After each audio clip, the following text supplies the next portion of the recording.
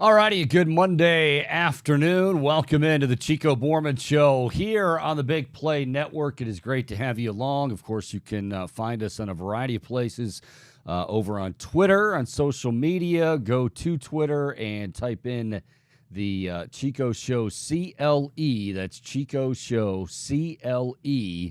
And we stream there Monday through Friday from 1 until 3.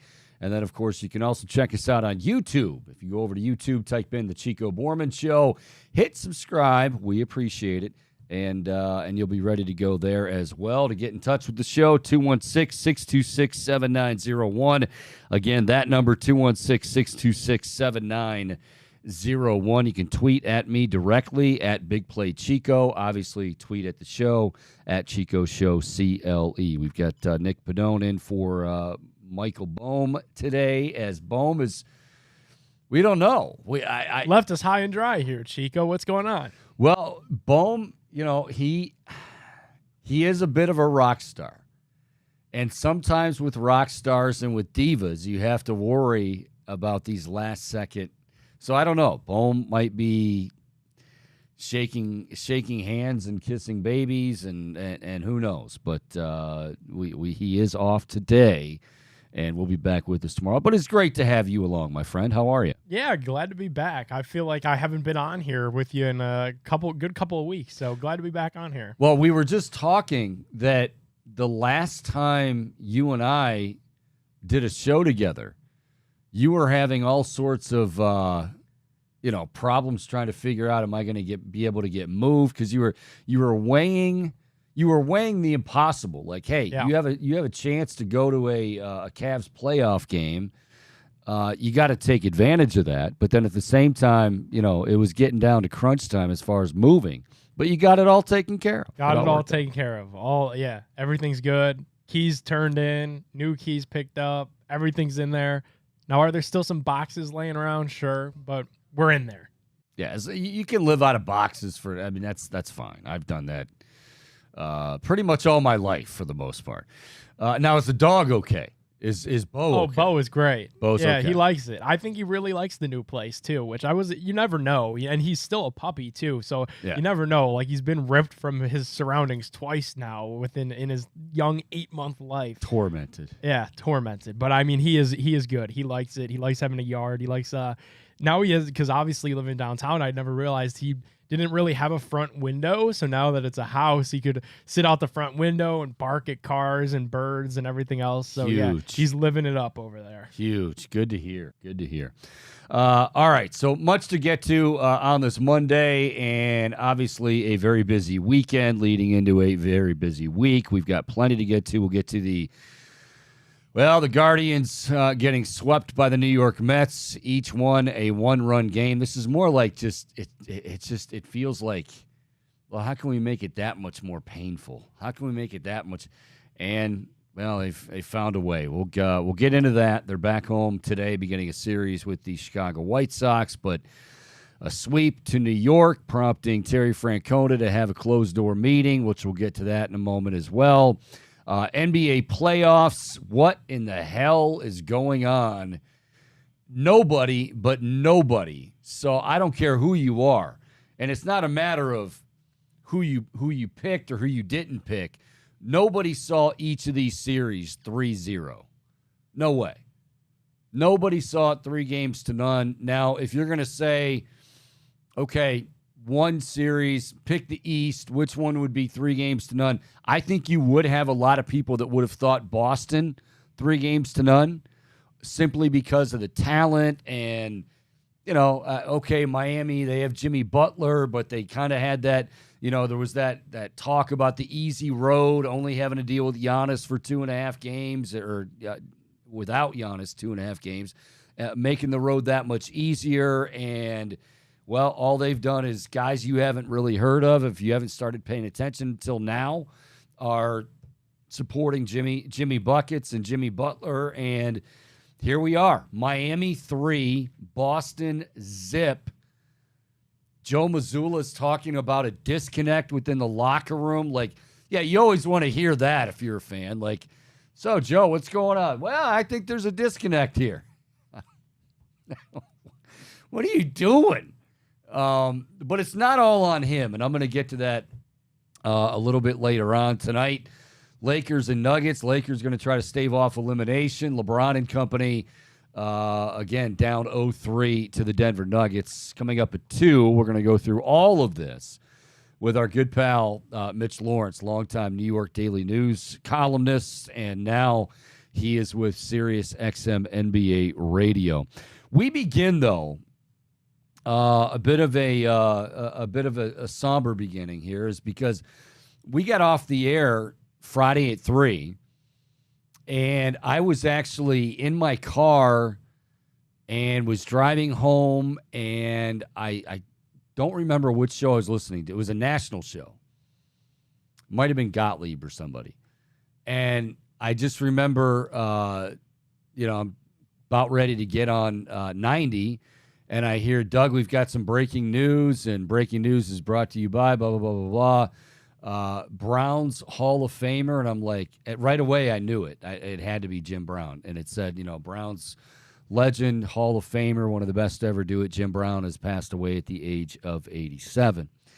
And I don't think anybody was, too surprised. I think anybody who had seen him in recent years, and those that were close to him that had seen him in recent years that would comment on it, said that, yeah, he's definitely, going downhill. I mean, again, Father Time is undefeated, and Jim Brown was certainly on the back nine, and unfortunately is now passing away. I think, Nick, I'm sure you heard about it. I've heard about it. So many different ways that folks are throwing out there to honor him.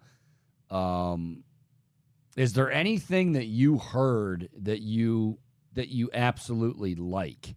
That you say, okay, yeah, I can get behind that. I want that to happen. Similar to what the NBA decided to do with Bill Russell, and we were, going to see LeBron switch the jersey number from 6 back to, I think, is he going to go back to 23 with the Lakers? I think that'd be cool. And I get that that's very extreme, but I think if nobody in the entire NFL was ever allowed to wear 32 again, I think that'd be a pretty good, pretty nice touch. Yeah. Now, some will say that's extreme.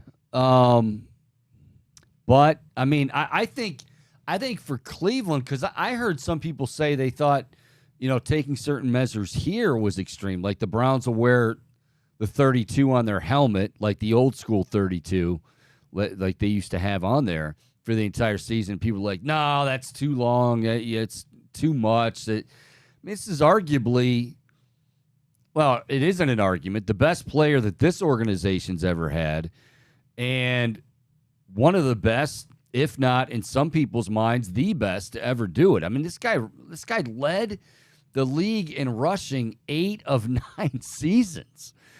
3 MVPs. He went out on top, and we know that, he got into Hollywood a little bit and active. There's so much that's to his life. That's what's so cool about it, is even if it was just football, okay, you would say, wow, that was one hell of a career. That was one hell of a life lived. But like Jim Brown was just getting, that was just one chapter. It was a very, very big chapter, very important chapter, certainly for us here in Cleveland.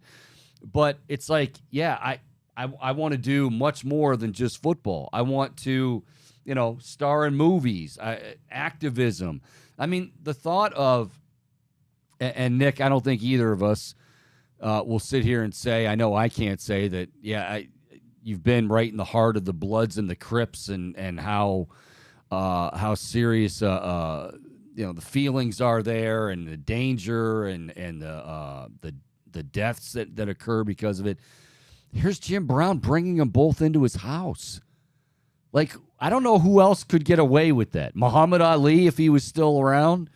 I mean, like, Jim Brown, it's amazing what he did on that sort of thing. And, there's so much more stories like that, many more stories like that, yes, he had a great football career. He's maybe the best to ever do it. But my gosh, to have it just be 1/3 or 1/4 of what you did and what you gave to society is pretty impressive. And I think that's why it's the reaction we have all today.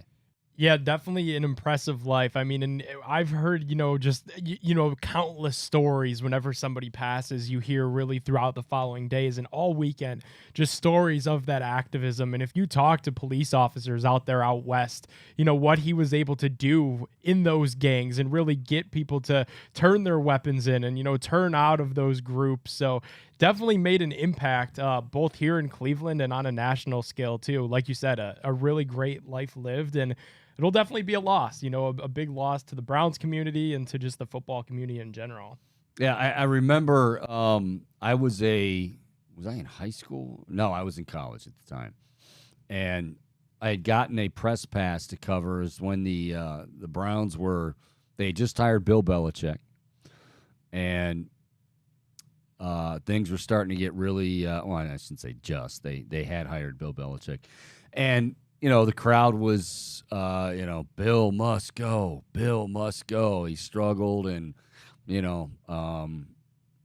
some people didn't, they didn't take to him very well because he wasn't, Bill wasn't somebody. Nowadays, we get excited when guys win a press conference. There was no winning a press conference with Bill Belichick because, quite frankly, he didn't give a damn if he lost the press conference. Matter of fact, he probably liked it better when he lost the press conference because that'd be less questions. So, it just wasn't. And then, the attitude, we know the Bernie situation, how that played out. But Jim Brown was one of his staunchest supporters. And I'll never forget, they're playing the Houston Oilers, and I had gotten a press pass to get in there. I was just like a sophomore in college.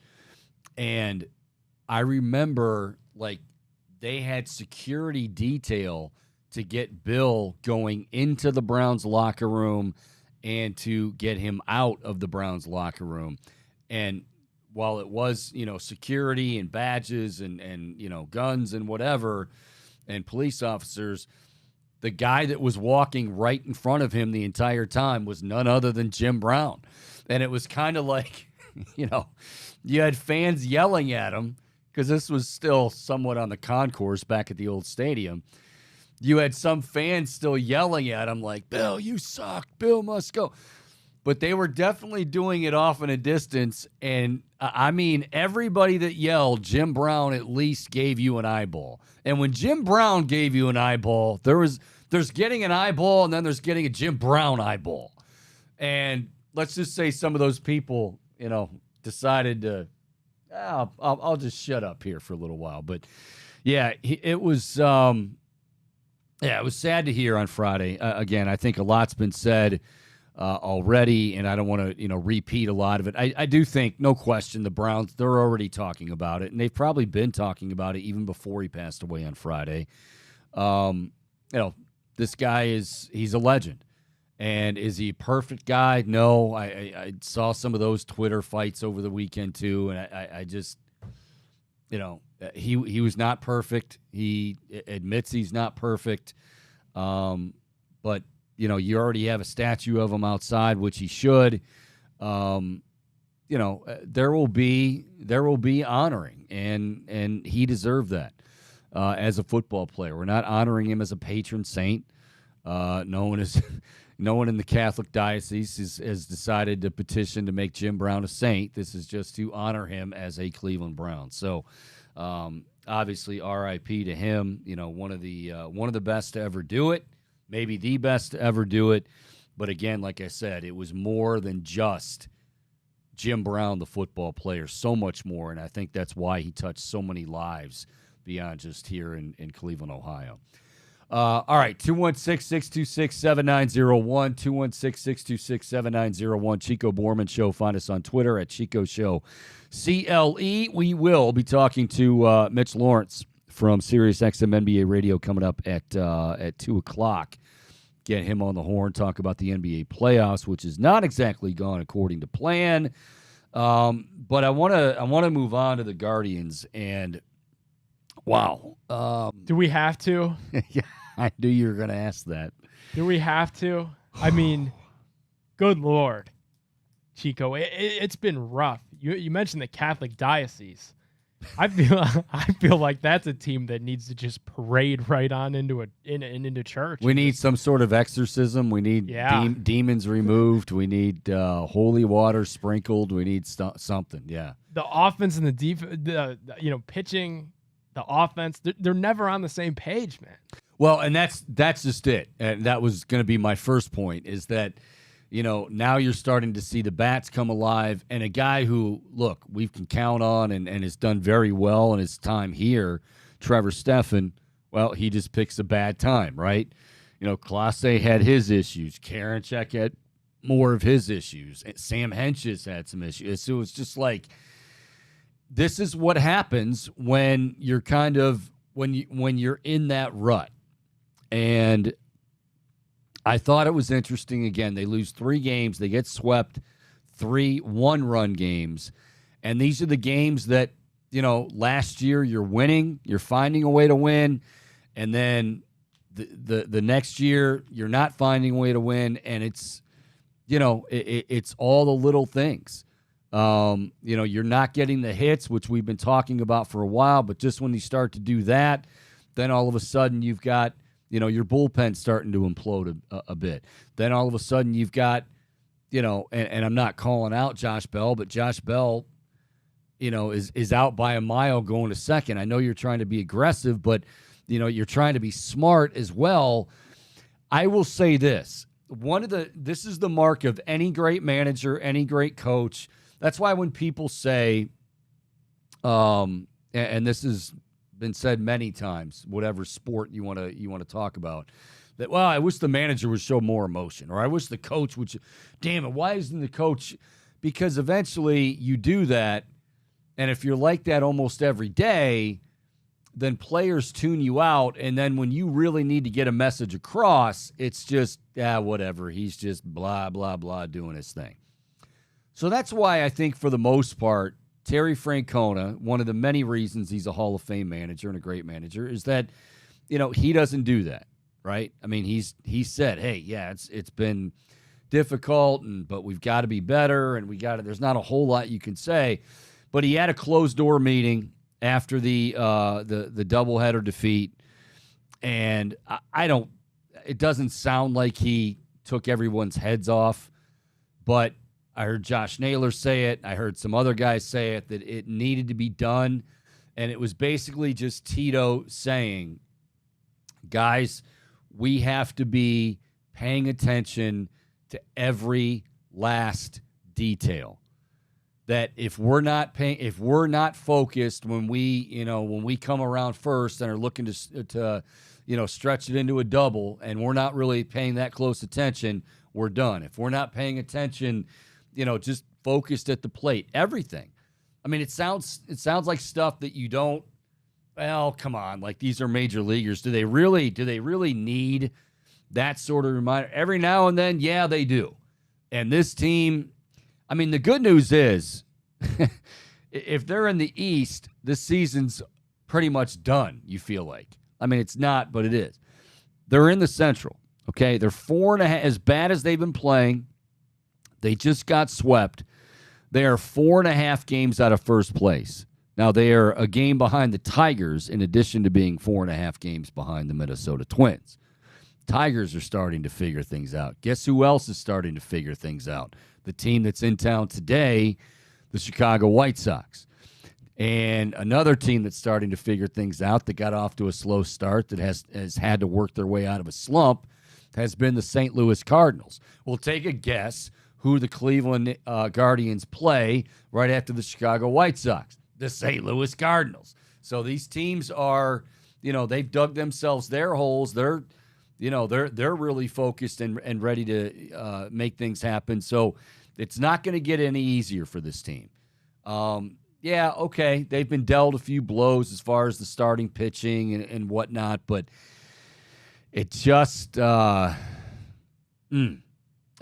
feels like, again, whatever can go wrong will go wrong, and when you start to plug one leak, the boat springs another leak, and that's what we saw this weekend against the Mets. When it rains, it pours is what I feel like with this team. I mean, it's just like one bad thing after another. And I'm glad Tito had that meeting. And I'm glad to hear that some of it was attention to detail, because that is what's making this team different than last season's team, in my opinion. It's base running errors, like you said with Josh Bell. It's simple fielding errors. It's just so different than how they felt last year. I get similar starts because last season's guards started off slow as well. But, they got to start to figure things out pretty soon. Yeah, like I said, Terry is not the kind of guy. Terry's very easygoing. So that team knows when Terry Francona, now a lot of times he'll say, you guys talk it out amongst yourselves, and he has his leaders, guys in the clubhouse where, he may give them the nod and just say, I'm going to sit this one out. You guys talk amongst yourselves. But when Terry Francona says, all right, we got close the clubhouse, we're having a meeting, those guys know something's up. Those guys know that, their play has been unacceptable. And I don't think that's necessarily a bad thing. Not at all. Last year, we marveled at the fact of all these young players, these rookies that just made their debut. Well, folks, this is the other end of it, is that those guys are still young kids. A lot of those young kids, this is going to be their first full season in the majors. So you're going to have learning moments. And so far this season has been a lot of them. It sucks to say, especially in Cleveland, because, I feel like we're kind of beaten up and we hate the moral victories thing. And Hugh Jackson had that famous quote. What was it? It wins and they're not wins and losses. They're wins and lessons. And people were like, yeah, Hugh, we've had a lot of lessons throughout the years. Thanks for that, buddy. But I seriously think that's the case with this Guardians team, is they're good lessons being taught early on in this season. And obviously this is the part of summer now that you need to start shoring those type of things up. Yeah, and here's the reality too, and you made a good point, Nick. In addition to these guys still being young, and we talked, the number last year was 17. 17 guys made their major league debut. That's insane. It's even more insane when you consider that they won 92 games. Like that's ridiculous. But what has happened, and like I say this all the time, whether it's Bo Naylor coming up or whoever, that this is an entirely different ball game at this level. And by that, I mean, like, okay, what they did last year wasn't a fluke, but what they did last year, not many teams, not many scouts, not many of the analytics, and we hear about analytics all the time.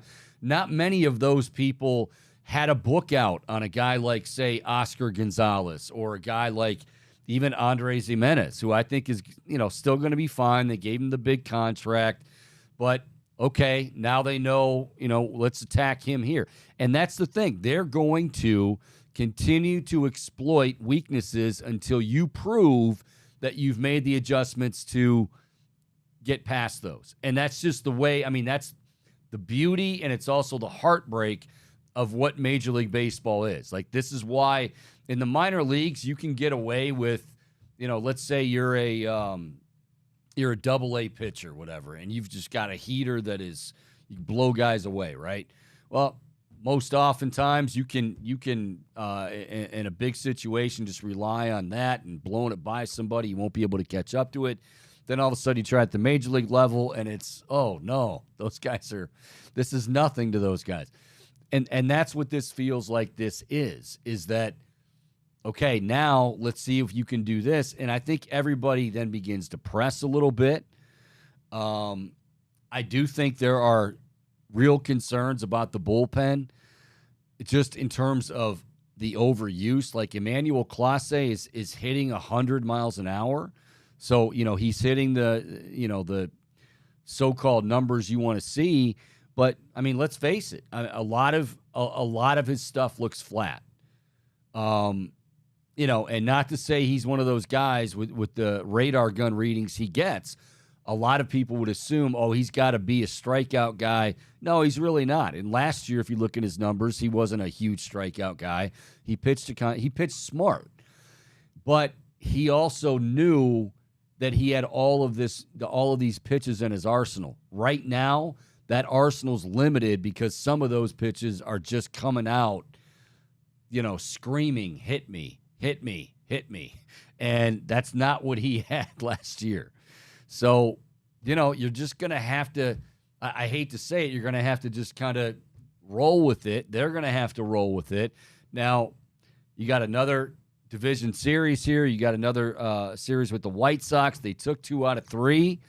White Sox are now coming off a sweep of their own where they've been playing really well. So, White Sox are saying, hey, you know what? Nobody felt sorry for us last year. We got off to a slow start. We're 19-29. We want to kick the Guardians' ass again. Let's do it. We're tired of being the guys that were, kind of being made fun of and what are they doing over there? Now we're starting to get guys healthy. So nobody's going to feel sorry for the Guardians. Nobody. And you had another injury to Peyton Battenfield. Is out. That means Hunter Gaddis is in. So he's going to start tonight, followed by Logan Allen, followed by Cal Quantrill. We did get some good news on the farm. I think it was in Double-A Akron that Tristan McKenzie was in the lineup. Now he was, I think he still has a little bit of a ways, but I was surprised that he was like in a game like that to start. So hopefully he's and now's the thing, Nick, too. When he gets back, there is no he's pressure's going to be on, unfortunately, where he's got to be really, really good right out of the gate. The games he pitches in, I mean, they need to win. It's gotten that serious because the other guys have just had their noted struggles. We had Joe Noga, though, Chico, on the Reflog show last week, and he told us from Cleveland.com, and he told us that earliest date at the end of this month that Tristan could pop off that list, that's their target date. They feel very good about where he's at, and obviously they liked what they saw out of that outing that he just did in the minors this past weekend. So things are looking up, at least on the McKenzie front. Yeah, that's good, and they need it, and they're going to need him to be. And like I said, fair or unfair, you say, well, hey, it's going to take him a few starts, and the reality is it will. You hope that he's able to get back to his old form as quickly as possible. I mean, that was a huge blow. Make no mistake. When that happened before, it wasn't so much it happened right before the season, but it happened right before the season, and it was a 2-month injury. Like, you can live, hey, he's gonna miss his first 2 starts, but he'll be back. This was, we're not going to see him most likely until June, and that's exactly what this is going to be. So, of course, nobody saw the bats getting off to such a slow start. That's the thing for me, man, is like, even when he comes back, they gotta find a way to start stringing some runs together here. Like, I watch these games and it's like, I want to be mad at a Peyton Battenfield for, giving up 5 runs and then the bullpen gives up another one. But at the same time, you lost it 6-1. Yeah. So I can't even be that mad at the guy. Yeah, I had somebody on Twitter over the weekend saying, well, they've got to run a lot more. I don't know what they're doing. I'm like, buddy, they're like 3rd or 4th in steals. And he's like, exactly. They need to be. I go, well, you realize that in order to steal a base, you have to get on a base. Like, you can't just, you have to work a little bit to get that stolen base. And he's like, well, there's still guys that should be stealing. I'm like, no, I don't think it's that. I mean, I think their mentality is still the same. But when you're only able to muster, I mean, what they have last night, I think they only had like 4 hits in the nightcap. Like, you're not winning many games. You're not even in many games. What a show on Sunday Night Baseball too, huh? That's just so disappointing because last year's I just keep going back to it. I feel like a lot of fans are in a similar position. It's just like, what the hell happened? I mean, last year it was so fun, and it was like you said, Chico, they were able to win these games in the goofiest and strangest of ways, especially late into the season. And I think a lot of us were hoping that that would stay the same and a lot of these players would take that next step. It's been a little bit of the opposite, but my optimism is still up. And if we do a little fair or foul today, we'll have some odds for the Guards' outlook on the season. So I guess stay tuned for that. Okay, yeah, actually, fair or foul is actually right around the corner too. Yeah, I think, to your point, what you just said, I think we've got to be honest here. Last year was so unexpected, and I don't mean like, just in how they went about doing it. They weren't really expected to do a whole hell of a lot. I mean, I told you, and I've said many times, what I thought for the Guardians to start the year is just, hey, find the Stephen Kwans, find the Andres Jimenez's, find the whoever to, really roll with, so we're not having to platoon, left and right field and trying to figure out it. We got to start getting some everyday guys. And I said, if in the process of doing that, and it's a weed out process, you're gonna have some guys go out there and they're gonna fail, and you're gonna have some guys go out there and hopefully succeed, and then you're gonna be able to roll with those guys that succeed. But in the process, you're gonna lose some games. So, okay, if they're a 500 team, fine. And that was my mindset. So you go from thinking, okay, they're gonna be a 500 team, don't expect too much, to now after they won 92 games last year, and having 17 guys make their major league debut. You can't help but have those expectations that, okay, well, this should be a playoff team. Well, they should win the Central Division. Well, they should win. You hope. Aren't expectations just a funny thing in that way? Because like you said, last year everybody was just hoping to go down, get some sunshine, and have fun at a couple $1 dog nights. Yeah. And we ended up getting blessed with, a pretty fun playoff run where they were, within a couple games of making a crack at the winning the entire thing. It really felt like for a little while there when Oscar Gonzalez was hitting walk-offs and SpongeBob SquarePants was bellowing through downtown that this could be like the next script to a Disney movie. Obviously not the case, but yeah, it's funny that, after that miraculous run where a few months prior we were all just like, it might not be that great. Now we're all pounding the table 4.5 games back like we're entitled to something, Yeah, and it's I know fans always hate to hear this. Hell, I even hate to hear it sometimes too, but it's true, especially in baseball. Folks, we're not even in Memorial Day yet. Nope. There's a long way to go. Yeah, there is a lot. Now, that can be really good or that could be really bad, because if things don't start to shape up, and, look, sometimes you think seasons are going to go well and it's not what you expected and it's a long season. Hopefully that won't be the case. But the idea, and I know there was a question, and I respect the hell out of this guy, and he knows it. But I saw his on Twitter, somebody put out there, why don't you just trade Shane Bieber now, get the haul that you can get because it's going to be bigger. There it is. Yeah, and I said, I was stunned. I'm like, wow. I mean, I know we're frustrated, but you can't do that. Like, is he going to be in his defense was, well, we all know he's not going to be here long term, and he won't be. Like, I've said that many times. They're not going to be able to sign him. But to do it now, like, what message are you sending to the fans? To a guy like Jose Ramirez.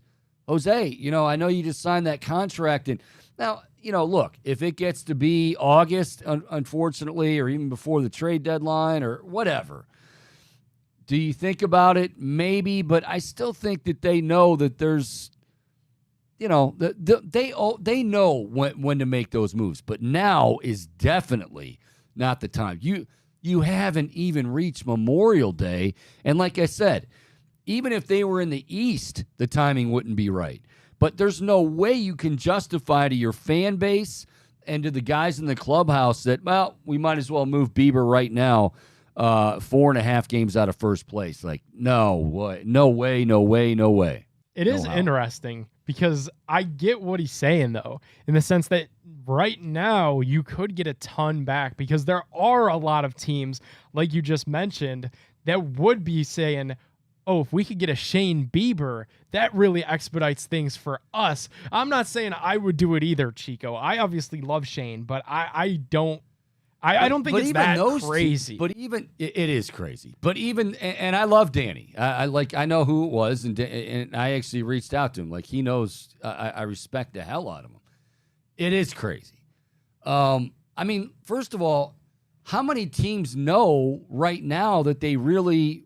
I mean, you can always use the Shane Bieber, but what teams know? If you're going to give up a boatload, you want to. You're going to wait until that trade deadline, number one. Now, I know what the rule is that if you do it before, and it's for not just a year and a half, but it's for, close to 2 years. Well, the more I have the player, the more you're going to get in return. Great. I understand that. But too many teams out there right now are saying, we don't really know who we are yet. We don't know. Now, a team like the Yankees, who have had pitchers go down right and left, and Tampa Bay has had pitchers go down right and left. But even that, I don't know. What did you say, though, right now? I mean, we're complaining about the offense. We're complaining about the lack of production. They're losing these games 6-1, 5-1. It's like they can't get more than 4 runs in any given night. Some team called, I can't even think of a team, can't even think of a player, and said, hey, we'll give you a legitimate MLB-ready bat. And we're not playing around with prospects, this, that, and the other thing. A legitimate bat, and then sprinkle in some prospects and some guys to be named later. I don't know, man. I think the team would be like, that's something that we really have to consider when we look at some of the guys on our own roster. And okay, but if it's a ready-made player, and I mean by that, I'm saying a guy that is not only a player now, but he's a good player, contributing player. The chances of that team giving him up because he's going to be part of their it's just, like I said, at the end of the day, it's way too early. Like, it's Memorial Day. And I get the frustration, and I also get that he said, hey, Bieber's not going to sign here long term. And he's right. I don't buy that for a second. If they do and I'm wrong, great. I'd love to be wrong, but he's not going to be here long term. But there's still a lot of baseball to be played, and I think the message that would send most of the time you say the message it would send to the fans, but in this case, you've got a really tight clubhouse. You've got a clubhouse, I think, that really respects upper management. I think that would be a deal breaker for some. I think Jose Ramirez would be like, wait a minute. I just signed this deal to stay here. We're coming off 92 wins, and because we're 4.5 games out in the month of May the next season, you guys are moving our ace? Like, what the hell is that? Now, okay, there's nobody that's off limits, and there's no deal that you say no to until you – but I was stunned to see that. Bottom line, it is early. Let this play out. Let's get into June, and then we'll see where we're at. Big series coming up. I mean, 3 against the White Sox at home. They took 2 out of 3 from you at their place. You've got to buckle up. You got to play better baseball. Hopefully, the in-house meeting with Tito will pay some dividends. All right, we will step aside. When we come back, we are going to play the aforementioned, the game that's taking over the world. Fair or foul? Here on the Chico Bormann Show. Don't forget, coming up at 2 o'clock, we'll go around the NBA playoff action. Bowl Series 3-0. Wow. Mitch Lawrence, Sirius XM NBA Radio, will join us at the top of the hour. It's the Chico Bormann Show. More to come right here on the Big Play Network.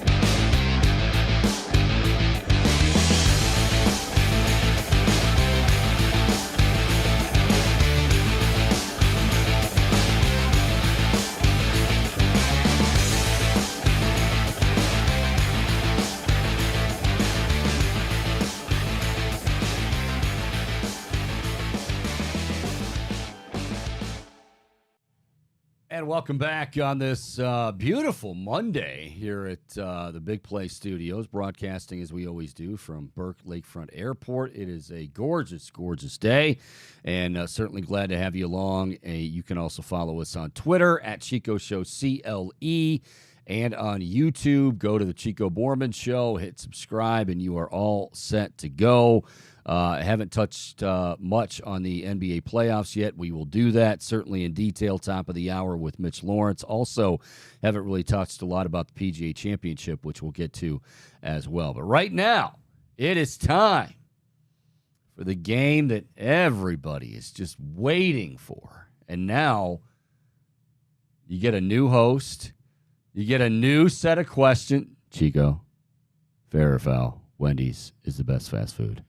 You ready for a little breaking news, Chico, before Fair or Foul? Ooh. So, whenever I produce, that's kind of the inside joke of the Wendy's is the best fast food, Fair or Foul. That comes from Jack when he was in here, held it down when I was in Intern Jack New York. did a great job. Yeah.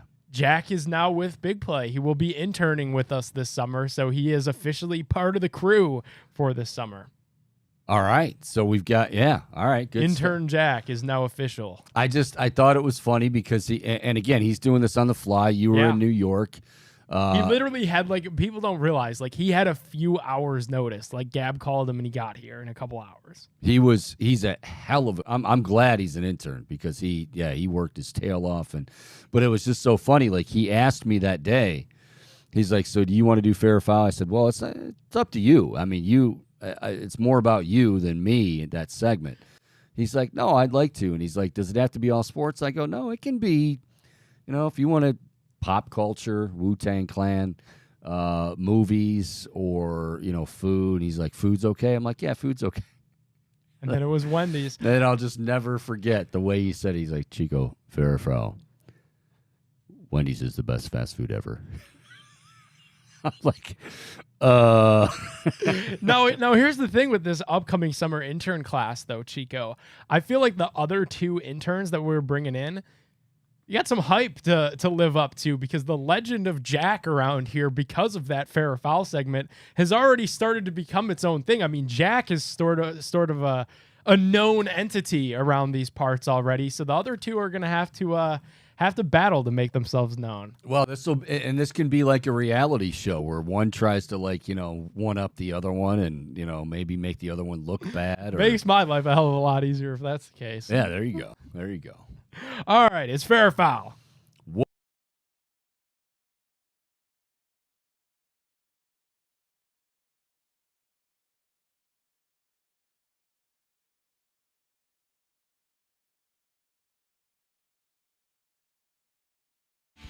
Alrighty, Chico, are we ready?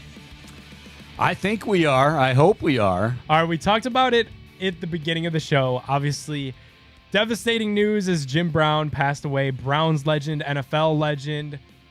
Fair or Foul? Let's get right into it. You touched on this, but you didn't give your true opinion, so I'm glad that I have this in here. Fair or Foul, the Browns should wear helmet decals this season in honor of Jim Brown. What's your take? Totally fair. Yeah, I know the NFL could weigh in, and by decal you mean like a 32 or even like the 32 that those helmets were back in his day. Yeah, I don't see why it would even be a question. You know what I mean? Like, team loses, a team owner passes away, and you wear a patch.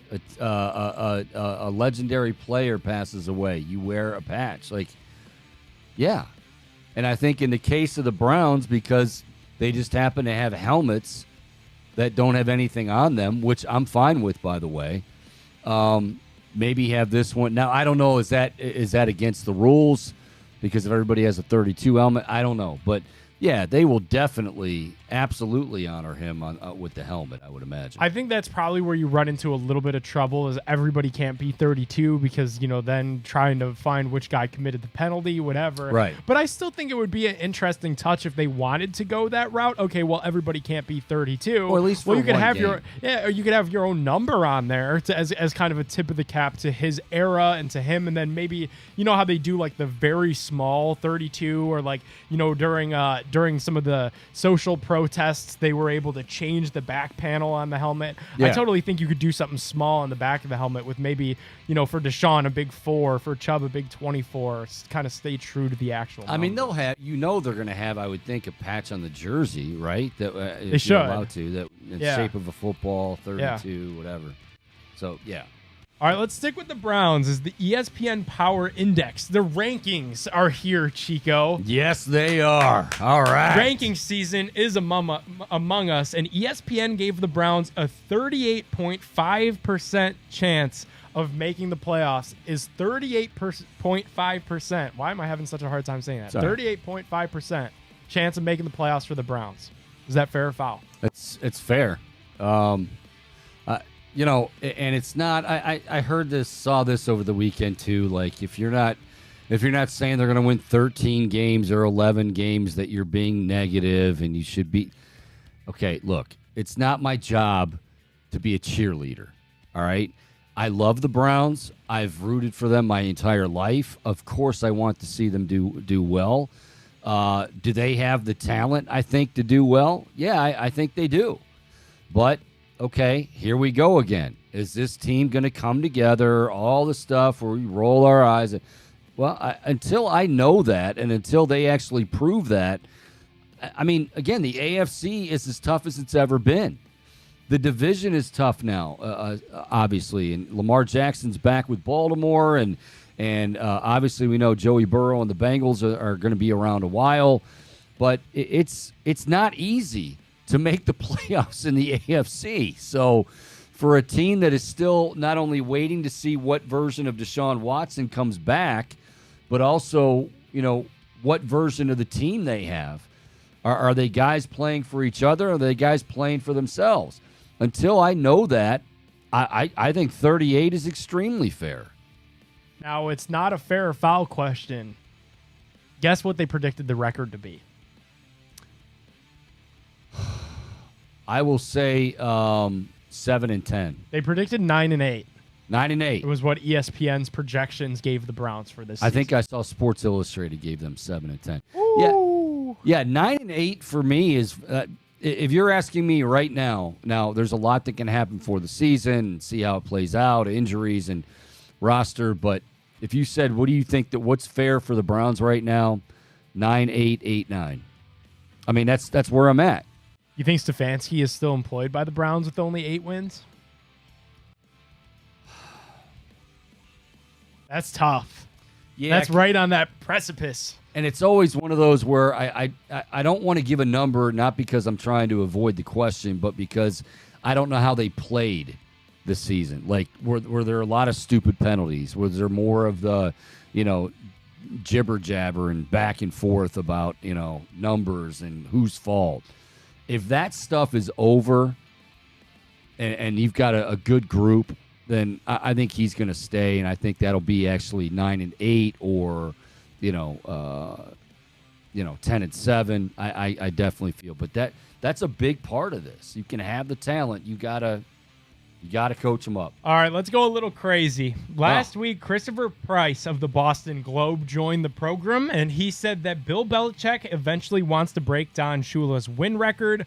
Chico, if the things go south for the Browns and things go south for the Patriots, fair or foul, Bill Belichick could break that record on the Cleveland Browns sideline.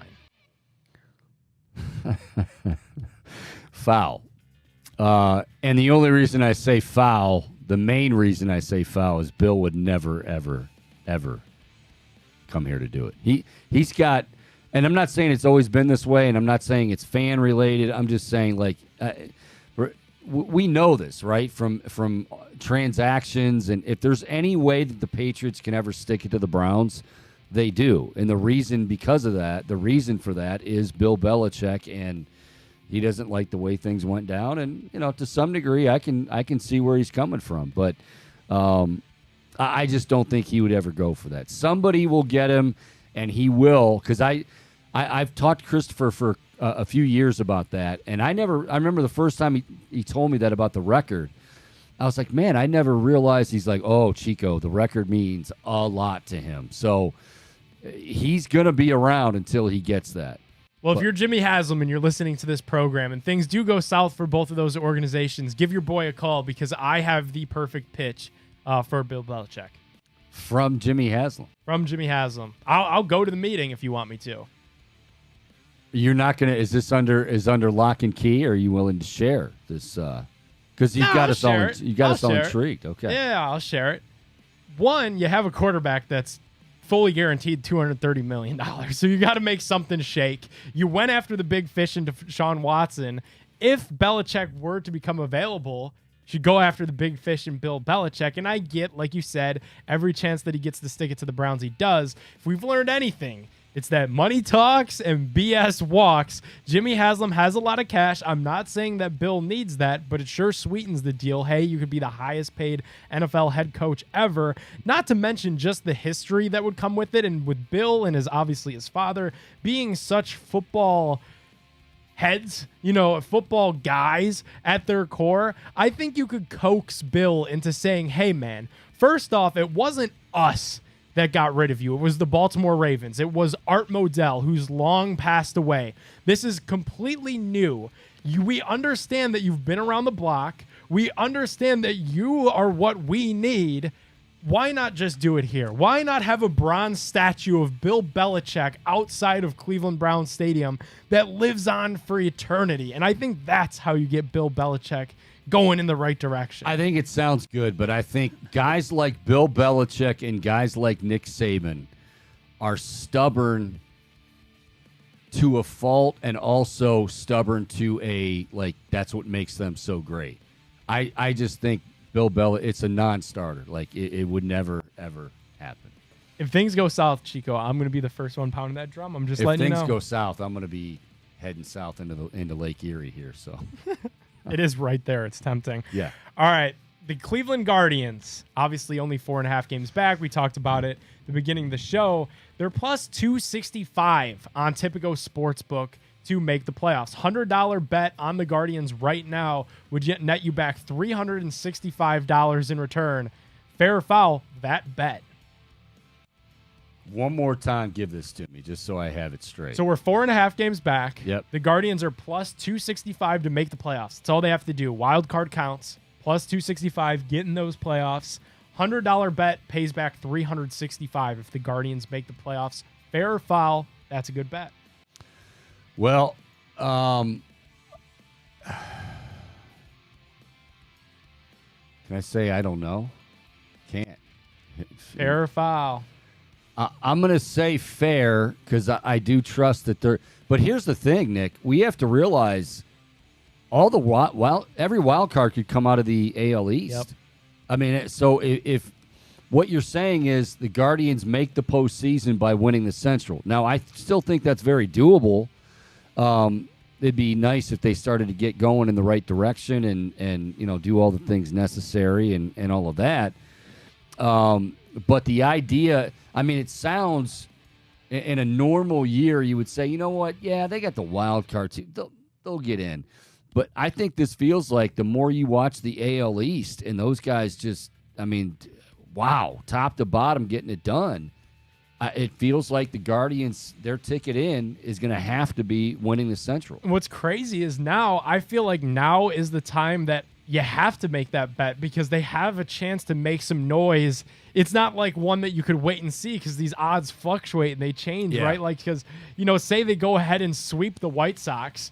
Well, now my payout's going to be a lot worse than that. So it's kind of one of those things where I'm going to have to make a call on that, probably tonight. I'll go fair. Yeah, I'll go fair on that. I still believe, baby. I still believe. Alrighty, well, we have Mitch Lawrence coming up at 2 o'clock. The Celtics find themselves in a big hole after being dismantled again by the Miami Heat. Has a lot of fans online asking about the future of Jaylen Brown and Jason Tatum together.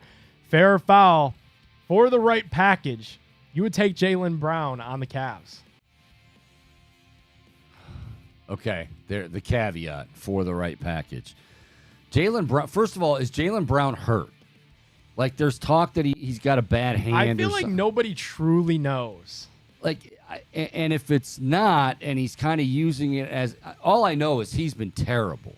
Not just like okay, he's been terrible. which is why, like, I'm even kind of wondering why even play him all that much. Like, he's not giving you anything. Play Robert Williams more.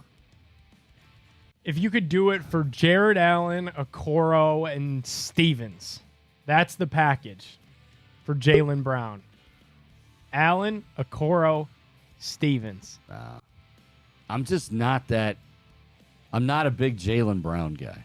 Now, you mentioned Jason Tatum. Can we get Tatum? My brothers played horse with Jason Tatum. Very random. Now, where did they play horse at? It was during NBA All-Star. There was just a ton of stuff going down here, and there was some, I think it was Mountain Dew and Ruffles had like an event someplace, and he was just hanging out with his buddy. You know, they were like an on-set kind of activation similar to what we have in here, and then Jason Tatum showed up, and some Ruffles employee came up to my brother and his buddy like, "Hey, you guys know Jason Tatum?" And they were like, "Yeah," and they were like, "You want to play horse with them?" And they were like, yeah, and it was like a segment for like this YouTube live thing. So did there was they give him a game? I know they didn't win, but did they give him a game? So it was split. It was a YouTube influencer and my brother against his buddy and Jason Tatum. And my brother and the YouTube influencer beat Jason Tatum. Perhaps Jason Tatum had more confidence and more aggressiveness in that in that game of horse versus the playoffs. Anyway, all right, I'll tell you what. We'll step aside. And we'll take a break. When we come back, we are going to shift gears to the NBA playoffs. Look, you can tell me that you saw the Miami Heat winning the series. You can tell me you saw Denver Nuggets winning the series. That's fine. I didn't hear anyone say both of these could possibly be a clean sweep in 4 games, but that is very, very really what we're looking at, and very much a real possibility. We'll talk to Mitch Lawrence, former longtime New York Daily News columnist, now with SiriusXM NBA Radio. He's on the way next. More of the Chico Bormann Show right here on the Big Play Network. Don't go anywhere.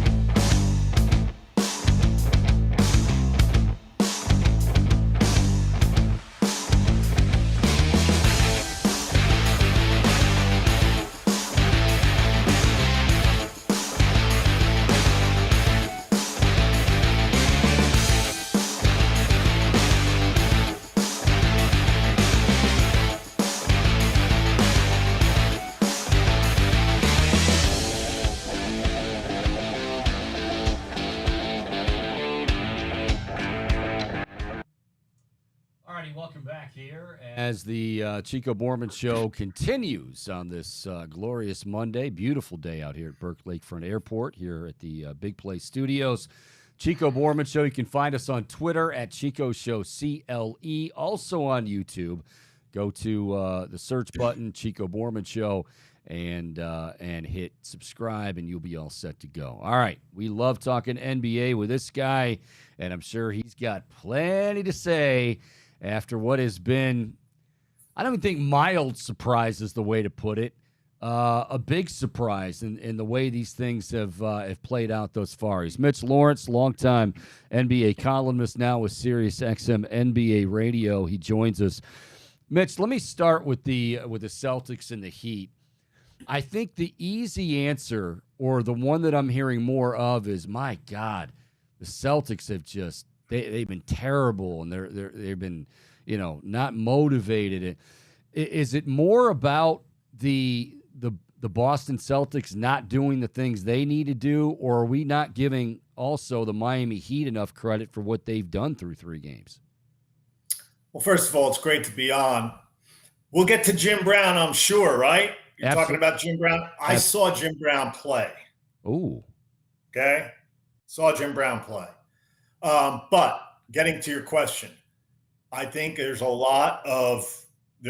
much more talk from what the hell's going on with the Celtics, and how come Jaylen Brown and especially Jason Tatum can't do anything in the fourth quarter. Yesterday, of course, they got benched, which they deserved. As I told you, Joe Mazzulla should be suspended for Game 4 for conduct detrimental to the Celtics. Right now, Joe Mazzulla might be the worst Celtic coach of all time. And those 2 guys who are alleged max players, they're not reminding anybody of Larry Bird and Kevin McHale in this series. They've been awful.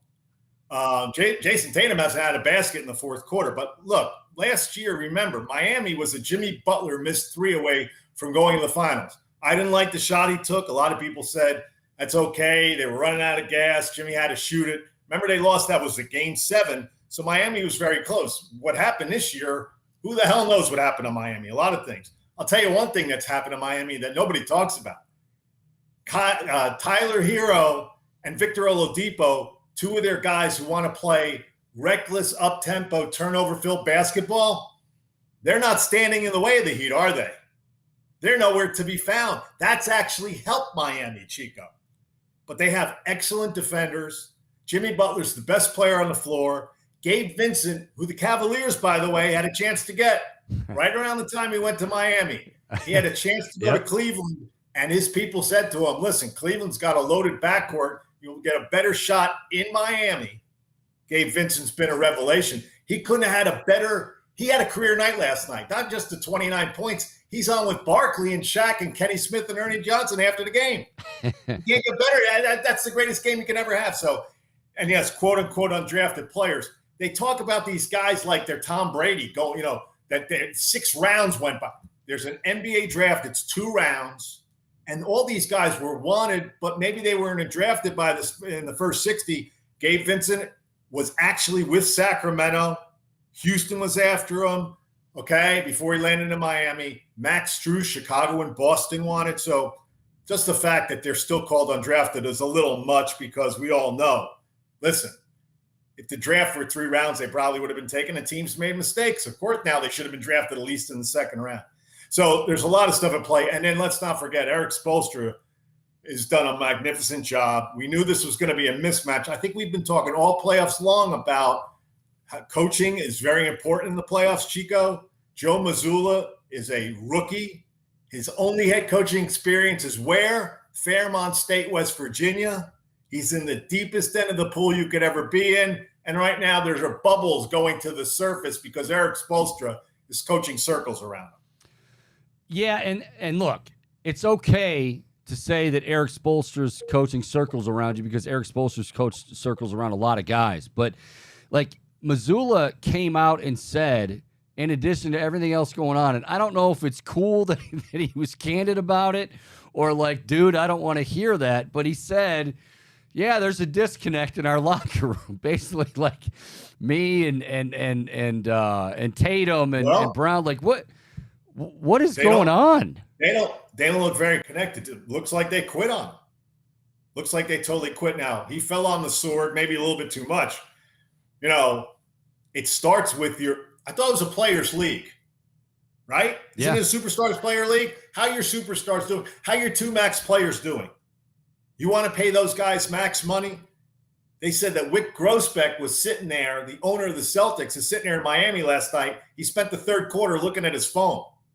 He's probably getting texts from the other Celtic co-owners going, are we going to spend really max money on these 2 dopes out here who can't do anything against Miami? Well, see, that's okay. That's part of it too. Mazzulla is gone, and Mazzulla has done a horrible job. But some of this has to go on those shoulders that you just mentioned. Most of it.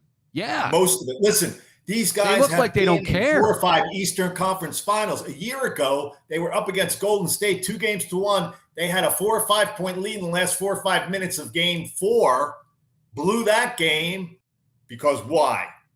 They had no offensive. They could not run a play out of a paper bag in the fourth quarter against Golden State. They ended up losing that game and games 5 and 6. And then when they got Malcolm Brogdon, was like, finally, they've got their problem solved. No, they didn't solve their problem, obviously. So, Tatum and Brown, it starts with them. And obviously, if Ime Udoka's still there, are they getting circles coach around him? Probably not to this extent. I'd still give Spoelstra, obviously, the edge. But Jimmy Butler, who's playing better? Maybe Jokic? Are they about the same? Right now, he's got the best player in the playoffs in Jimmy Butler, who, listen, I've been saying for years, well, Jimmy Butler is a great regular season player. What does he do in the playoffs? And then when he had the bubble, he was great in the bubble. I go, well, it's in the bubble. He doesn't travel. It's in a neutral gym. There are no fans. I got to shut up this year about Jimmy Butler. I mean, it wasn't that long ago, Mitch, that we were talking about a Boston. I know we're talking about, offense and no buckets from Tatum in the fourth, but Boston's defense was like, outstanding. Right. That's completely fallen apart. There's no part of the team that's actually left standing right now. It's all in total disarray. It's all in the toilet. But you're right. What has happened to these deep? Everybody looked at this team and said, listen, the reason that Boston's got a shot to win a title is because they've got two premier defenders in Tatum and Brown who can guard you. And in this day and age, okay, you're going to need somebody to guard Jokic, but for the most part, the dominant, preeminent players in the league are your wing players. And it seemed like Boston had that area covered. I don't like the fact that Grant Williams is guarding Jimmy Butler. You mean to tell me you can't put Jaylen Brown on him and double team him and get the ball out of Jimmy Butler's hands and make Max Strus beat you? I don't understand what's going on there. So, yeah, you're right. But right now, there's nothing working for Boston. I think we all agree we'll be stunned if this series goes back there for a game 5. It should be over. It'd be the Celtics. If Miami goes out there tomorrow and just knocks them down with a punch in the first quarter, they should, they got to, to me, it looks like they got a glass jaw, Chico. They're not going to get up. And in the other series, I don't see the Lakers winning a game. And it's not because LeBron James is 38. It's because Denver's the better team, and Denver's got Jokic and the great Jamal Murray, who, Jamal Murray has just had a phenomenal series. They both. Jokic, when was the last time you saw Jokic play a bad game? You ever see that? No. Good point. I love the fact that his brothers are in L.A. taunting Jack Nicholson. Did you see that? I didn't. The two Jokic brothers? What do you? Are they using like few good men lines, or like what do you do to taunt? They're waving to him. They're two of my favorite. I don't even know the guys, but I just love the fact that he's got these two brothers who look like these are the last people on earth you want to mess with. Well, you know what I love? People. Yeah, the thing that I love too about Jokic, other than all the obvious things, is he's gotten tired late in the game, but then that's also when he's fine being a facilitator. He's fine. And Jamal Murray's fine taking over. Like it's just, you talk about, if we're talking about Boston being disconnected, this Denver team seems to be just the entirely opposite. Yeah. And you talk to people on that team, Mike Malone's assistants, other people who tell you, Jokic is the type of player. There's no ego. He does whatever it takes to win. If it's passing, if it's scoring, if it's rebounding, if it's telling somebody to get with it. He reminds me a lot from that standpoint of the great Tim Duncan, who was basically egoless. His whole thing was just about winning. That was his favorite player, I believe, whatever it takes to win, and he never puts himself above everybody else. He's happy with his teammates' success, with a just huge thing in San Antonio. He's over himself, as Greg Popovich says. He's not, basically without an ego, and just basically a model citizen when it comes to what you want from a leader on the basketball court. And that's what Jokic does for Mike Malone. So, Denver right now, to me, I like them over Miami in that it looks like it's going to be the finals because they've got the two guys.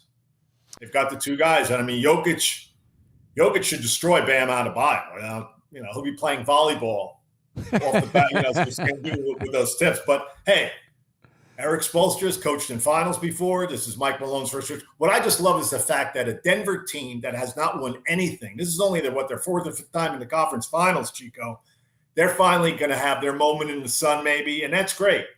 Because you know what it was like for Cleveland for years and years and years. Cleveland couldn't do anything, get anything right until 2016. They made the historic comeback down 3-1 with LeBron, which is his greatest moment ever.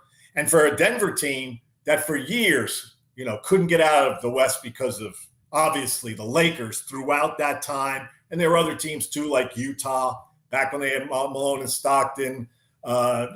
San Antonio, obviously, with Duncan. So it's great to see that finally it looks like Denver's poised for their first title. I think that's a great thing for those fans in that city. Which one of these series, because obviously they're both 3-0, which one is the bigger surprise that it's 3-0? Miami. Okay. Miami, because, and this is just not me talking, I talked to scouts and other people who were in the league, and to a man, they were saying, well, Miami's going to get a couple of games. Everybody picked Boston. Nobody foresaw a 3-0 Miami lead. There were some people who said, this could go 7 games. So there's Miami's 3. But nobody saw a 3-0 deal. But everybody, a lot of people looked at the Lakers and said, well, the Lakers haven't seen a team like Denver yet. Number 1 seed. They're much better than Golden State. You've seen the comments from Steve Kerr.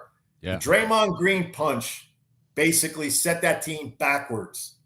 And that basically cast a pall over that team the whole year, which they're paying for. They've got to figure something out when he knocked down Jordan Poole. And they played a Memphis team, which is an obviously flawed deal. So, the whole the way things have shook out with Miami, and they're really not a 7 seed because last year they were a very good team. And obviously, we've talked about it. Kyle Lowry has come back from the dead. So they have just been on fire. It's amazing that the Knicks have more wins against Miami in the playoffs than Milwaukee and Boston combined. Mitch, how much shakeup do you think? You mentioned Golden State and Steve Kerr. I mean, Bob Myers trying to get a contract. Steve Kerr says, don't talk about mine until we talk about Bob. You mentioned Draymond there, very real. Yeah. How much shakeup do you think happens in Golden State? Well, if Myers leaves, that's a huge blow to that franchise because you're not just losing a guy who's been among the top executives. His work speaks for himself. I mean, they didn't win 4 titles in 8 years by accident. Some of the things happened before he got there, but other moves he was there.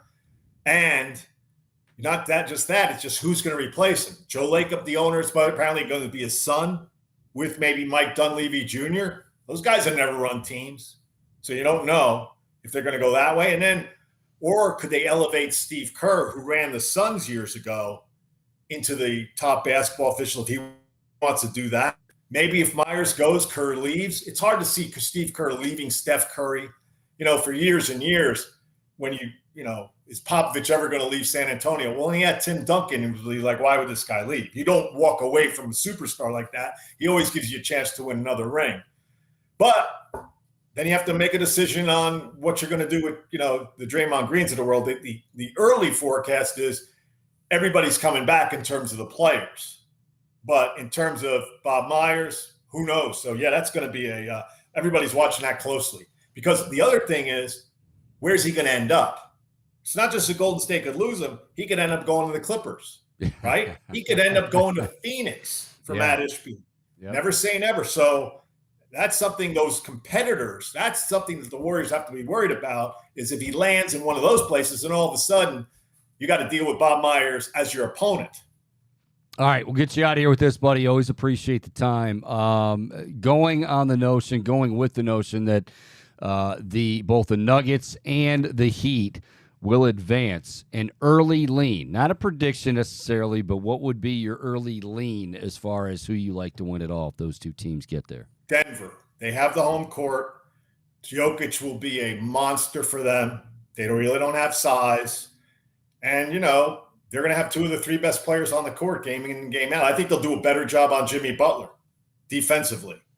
Malone's a better coach than, obviously, Joe Mazzulla. But let me tell you this about Jim Brown. Oh, yeah. Okay? Yeah. I did watch him play. I watched the Browns win their last title. I was only 7 or 8 years old, but I remember specifically why. My father was a huge Browns fan because there was a points of his life where he lived in Ohio before I was around. Okay. They were huge, the original Browns, Paul Brown, all that stuff. They went to games to watch the Paul Brown teams play back in the All-America Football Conference. So we're huge Brown fans growing up. I'm watching them. And I'm a lacrosse fan from back in 1970. Over 50 years, I've watched lacrosse, and I grew up learning immediately that the greatest player in his day, without a doubt, was Jim Brown. And since then, that hasn't changed. And he's from Long Island. I was from Jersey. I heard stories growing up about Jim Brown's schoolboy prep exploits as just a athletic phenom out in Long Island. So he's one of the great athletes in the history of the United States. Off the field, did he have his problems with women? Yeah, no doubt. We're not talking about that. We're talking about his athletic. And then I also, by the way, worked the first two and a half years. You don't know this about me probably because you don't look at my resume. And this is true. Okay, yeah. I started out after I went to school in Philly at Temple, Harvard on the Delaware. I went to work at Syracuse for one of their papers up there, not at the university. I went and worked at a paper in a town, and this is in 1980, and they're still talking about Jim Brown back then, and Ernie Davis, and all the great Floyd Little, a kid who was from Connecticut. He went to Bordentown Military in Jersey. So that was the history of the great number 44 at Syracuse. But it started, obviously, with Jim Brown, who finished 5th or 6th in the Heisman, right? Yeah. And when Paul Hornung won the Heisman, Johnny Majors was 2nd. And one time they were talking, I think Paul Hornung said to Johnny Majors, you know who should have won the Heisman? Or Johnny said to Paul, you know who should have won the Heisman? They both said, yeah, Jim Brown. Not us. Well, Jim Brown. First of all, I take exception because I have family in the Syracuse area, and every visit I make a point to go over to that newspaper where you worked, and I go in, I pay a little homage, but I said, could you please direct me, sir? Can we help you, sir?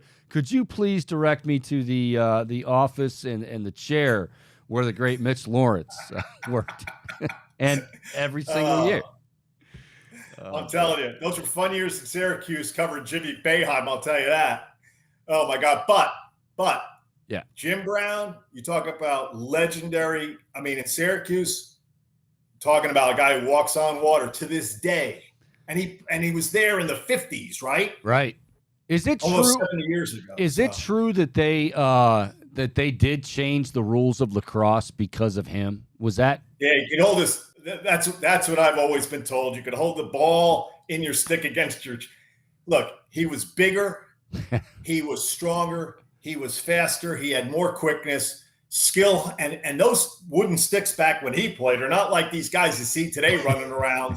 We're going to be in the Final Four in Philly this weekend, which those sticks are like the ball never comes out of the stick. Those were to cradle a lacrosse ball back in a wooden stick was because I grew up playing lacrosse too.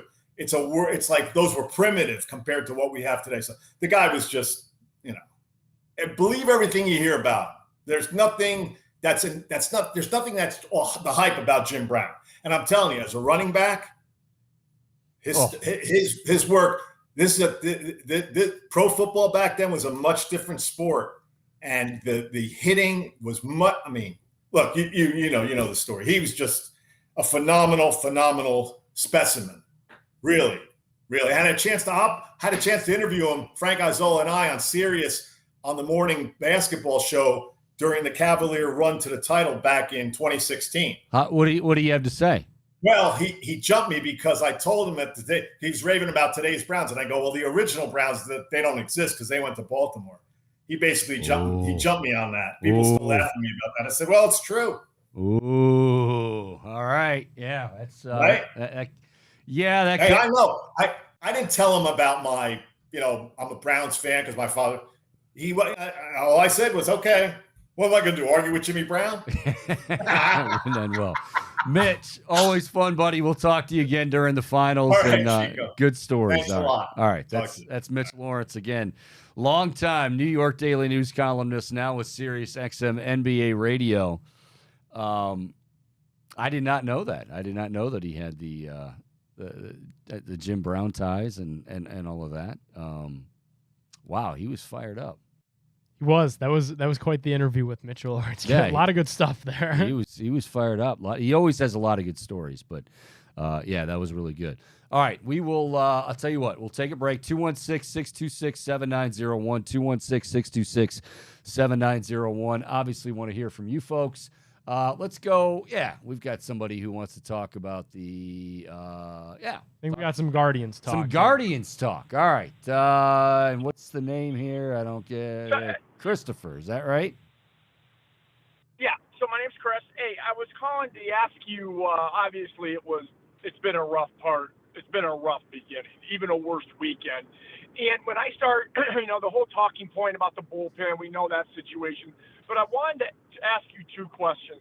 What's your thought of maybe sending Jimenez down to Columbus for a couple weeks to get it together, and then maybe this will give an opportunity to play Rocchio or Freeman and Arias, and maybe we'll get a little punch in the lineup and give Jimenez a little bit of a break. He might be under a little bit of pressure with his contract and the year he had last year. So I wanted to ask that question. And my second question to you is regarding right field. Listen, I don't know who the answer is out there between Gonzalez. They don't have one, really. They don't have one. And Brennan. But I guess my question is, why do you think Francona is letting Brennan grind it out, but when it comes to a guy who hit 270 with 20-some home runs, performed in the postseason, he won't let Oscar Gonzalez grind it out in right field? Because the level of being lost. I think your name's Chris, right? You're Chris, yeah. Or whoever you're the guy from Euclid who always call you. You always use a different name each time. I'm not from Euclid. I'm not. I'm West Cleveland. I'm not from Euclid. Yeah, what, Lakewood or something like that. Yeah. But it says right. Go ahead. No, you're the one that called in the beginning of the year. You were upset about the name change, right? Yeah, that was you.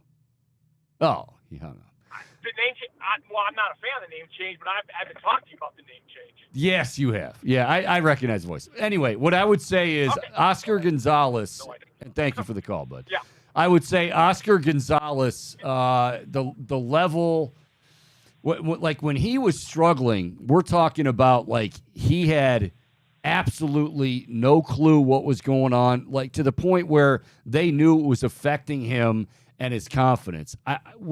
They let Oscar, matter of fact, Will Brennan wasn't getting many at-bats for a while. Will Brennan, to say that like they let him continue to, he was out of the lineup for a while, and Oscar was the one that was getting, they're just trying them both at this point because there's nowhere else to go.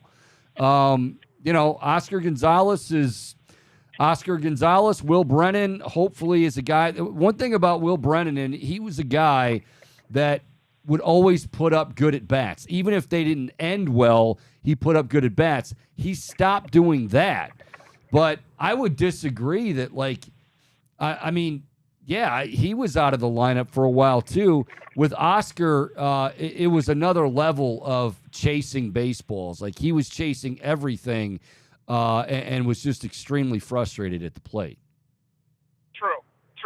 Yeah, I agree that Oscar Gonzalez plate discipline is not on his side. I guess the only argument is because of what he did last year, and with the lack of power that the Cleveland baseball team is displaying, that he would be one guy that they would kind of say, hey, go out there, figure it out. But they did in the beginning. Again, I don't know which one. Now let me just say this. Okay. You bring up a good point. They did in the beginning. I saw an interview with Terry Francona where that very point came up about Oscar because, again, if you go back to last year, the theme was, hey, these guys they're good at bats and they get on base and they move guys over.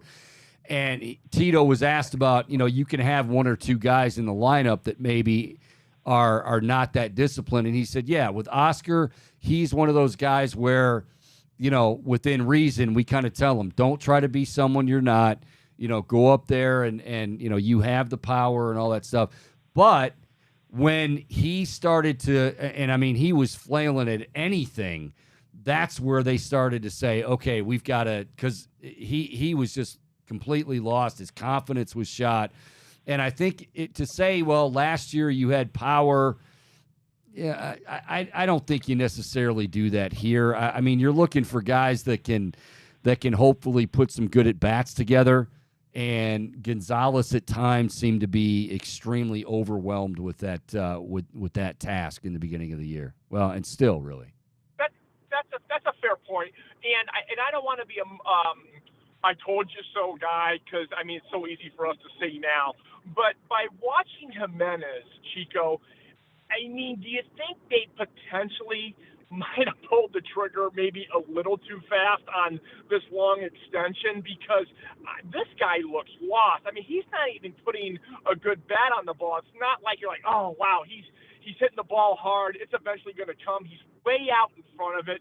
It's a lot of rollover 4-3 ground. Yeah, I mean, he's in – but I guess I wanted to go ahead. Yeah, I think it's called a slump. Like, do I think that he's you saw what he did last year.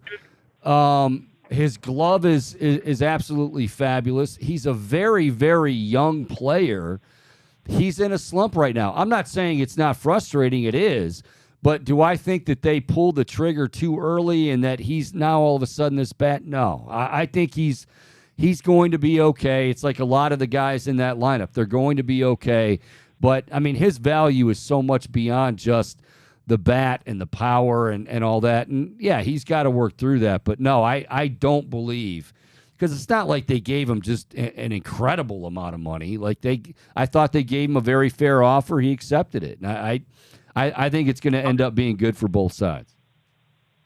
Okay, so would you be surprised? I guess I'll let you go on this. Would you be surprised if they gave him a 2 to 3 week Columbus trip and put Freeman at second base for a little while for him to figure it out? Very much so. Yes, they're not doing that. Oh. Yeah.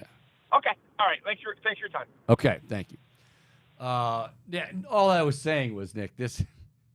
I know this guy is. He's called over the years, and he claims he hasn't, which is no. I know the voice, and it's believe me, it is a joke that's gone back years and years with different people. I think it's Ron is his real name, and Ron from Lakewood maybe, or yeah, he's always, but he called in the beginning of the year was the same guy and he said.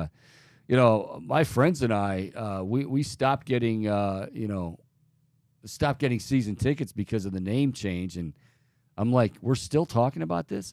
But then he's talking about how he was at, like, last week's game and then the game before that. And I go, wait a minute, you're still going to the games. Oh, well, yeah. Well, did you notice, too? And so he denied being that guy. But then he also said he never called them Guardians once on that call. So he did kind of give himself up where he repeatedly called them the Cleveland baseball team and wouldn't say Guardian. I get that they are the Cleveland baseball team, but he's kind of – I mean, I appreciate his call, and I think he does have some decent, topics there. But for the most part, it's all about, I'm gonna beat this dead horse as long as I possibly can about the Indians versus the Guardians. And like Andres Jimenez, why would you send like they did that last year? Remember when they did that last year, and he got sent down or was it the year before? It was last year, and he really really struggled, and then got it together. I don't think it's anything where, oh my gosh, this is egregious, and he's no, you don't just on a whim send a guy down for 2 because you feel like it for 2 weeks, 2 or 3 weeks. That he's a Gold Glover on top of it. Yeah, give Arias a shot at second base. I don't think so. Wow. All right, we will take a break. When we come back, we've got much more to get to. Maybe some more calls like that from Ron. I mean, Chris. You can check in 216-626-7901. When we come back, I do have some thoughts on the PGA Championship. Brooks Koepka is victorious. Why his story has kind of just been lost. We'll talk a little bit about that and some interesting words or not so interesting words from Big Ben Roethlisberger about Kenny Pickett. Didn't surprise me in the least. We'll get to that as well. It is the Chico Bormann Show. More to come right here on the Big Play Network.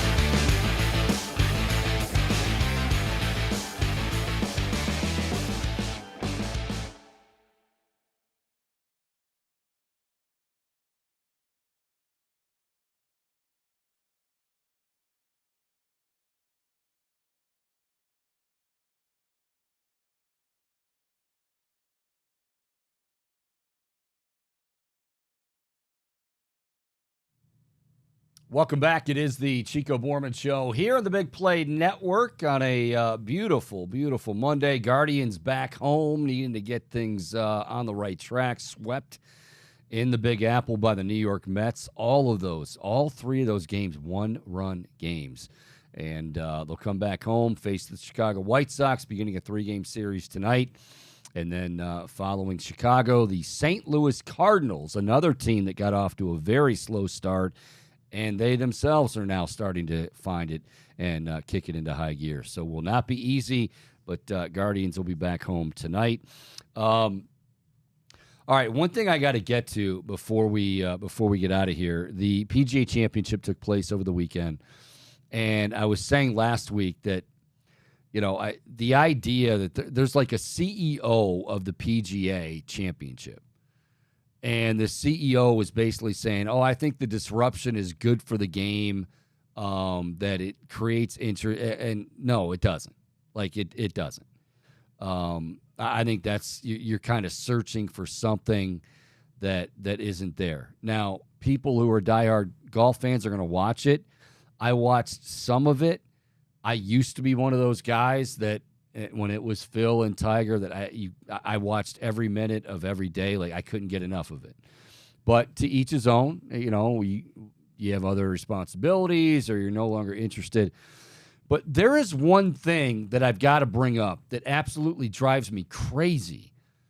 Every time a live player, and in this case, Brooks Koepka, who Really has a good story. I've got to watch this. Apparently, there's a Netflix thing on him called The Swing or whatever, where he had. So I think Dave and Chris are both big into this, and I have not watched it, but I'm pretty sure that they continually bring this up, that they are big into this. Okay, so I'm gonna check it out because I heard it somewhere. I don't know, over the weekend. Somebody talked about it. I mean, he basically had really bad knees. I think he had a knee replacement, if I'm not mistaken, or something along those lines. And if you remember, I mean, Brooks Koepka was like the hot thing on tour. He was on a roll like no other, and then all of a sudden it was like, wait a minute, what happened to this guy? I don't know. And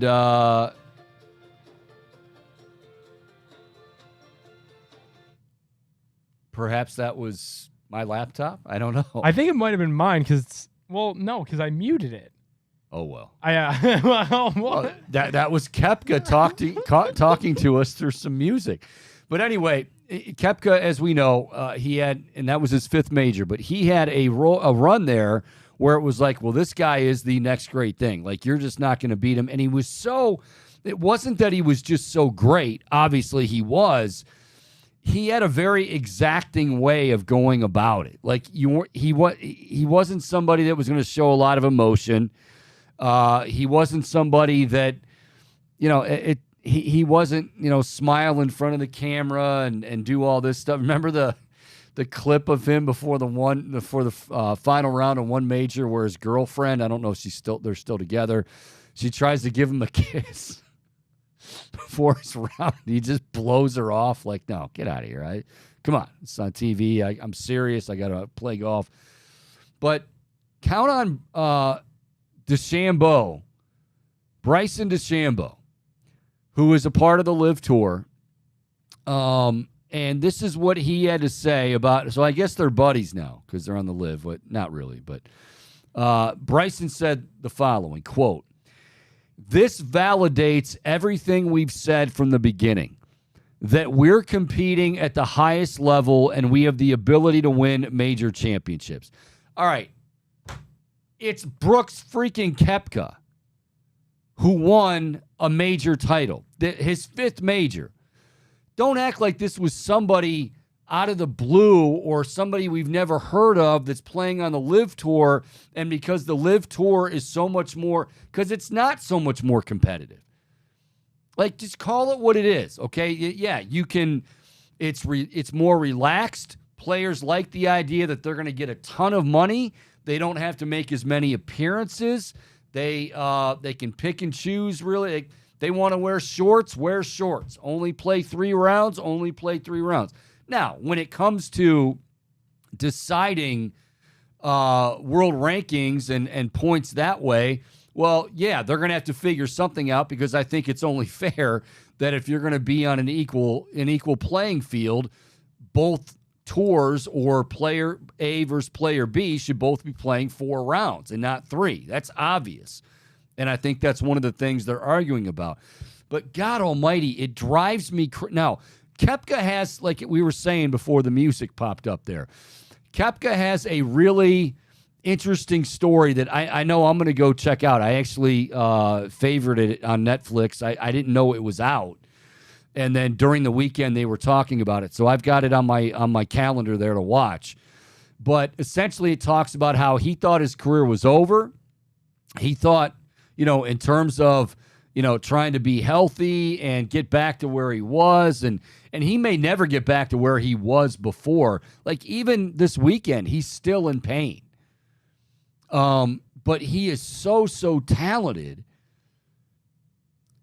And he found a way to win. And it's a great story, but can we stop acting like this guy doesn't? He won 4 majors before that.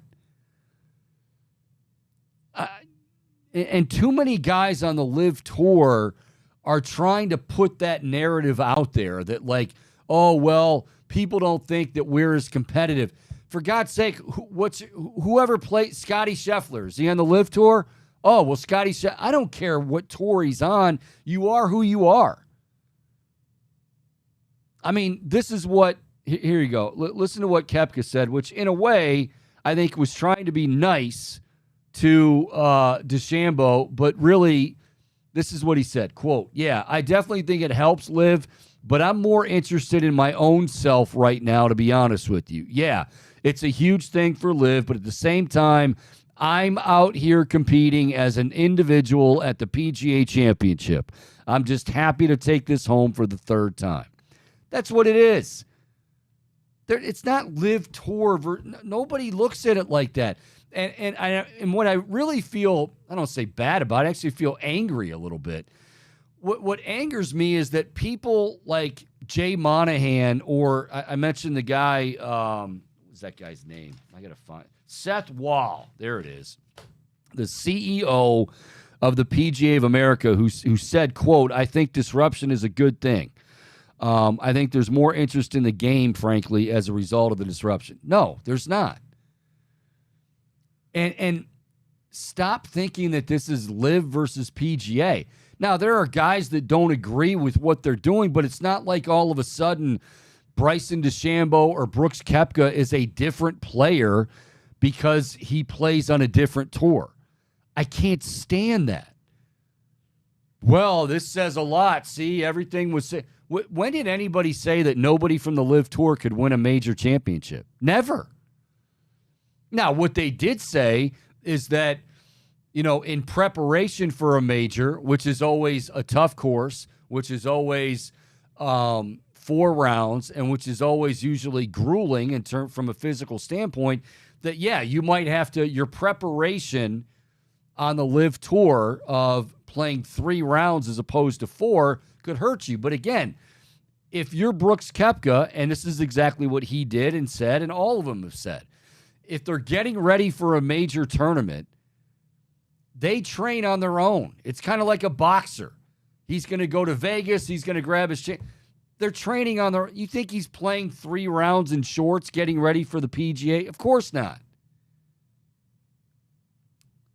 But, it's people like DeChambeau who just, this is why people don't like Bryson DeChambeau. He can hit it a mile, but he's a whiner. He's a loudmouth. He tries to start crap with Brooks Koepka, who's out of his league, and then he makes stupid comments like this. Like, this is kind of like, this is akin to the team that always says, "See, everybody doubted us." Well, actually, you were the number 1 seed and the betting favorite to win. No, the Kansas City Chiefs.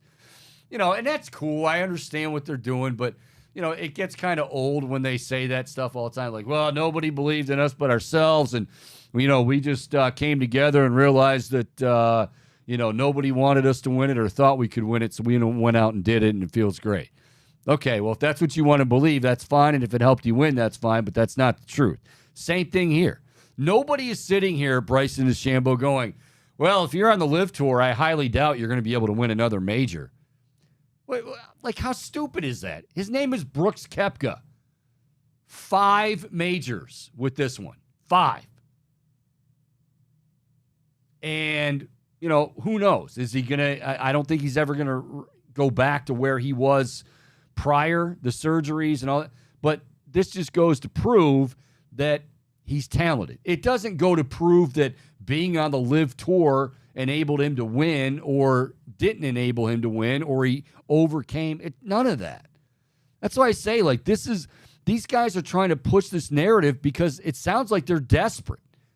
Like, we are desperate for somebody to pay attention to us, for somebody to, and the idea that, oh, well, these two sides hate each other. And I mean, DeChambeau and Koepka are on the Live Tour together, and guess what? They probably still can't stand each other. I think Koepka's response was kind of beautiful because he's like, "Yeah, thanks for that, Bryson, but I'm really only concerned about myself and how I did." Don't. Your customers are very smart. Okay, your golf fans are very smart. Many of them have very, very, very heartfelt opinions on this. Some don't. Some do. Some say, you know what? If you're playing on a Live Tour, screw you. It's blood money, and we've heard all of that. And you're entitled to feel that way. But golf fans, and I'll throw myself in this category, I don't want to try to be played a fool by guys like Seth Waugh or guys like Bryson DeChambeau or any of these other guys that seem to think like, oh yeah, hey, I see this division, this PGA and Live, and this is gonna add to the tension and to the and to the excitement of the game. It does nothing. I mean, at least for me, I don't want to speak out of turn. If somebody tunes in and they're like, man, this rivalry is so great, I can't miss it, then good for you. Then, that's one more thing you have to, look forward to. But son of a gun, I knew it was coming. And as soon as I heard Bryson DeChambeau said this, quote unquote, validates everything, I clicked on it. Here we go. We've been telling people that we can win majors too. Why wouldn't you? The guy's won 4 before. So because he changes a tour, all of a sudden he doesn't know how to win a championship?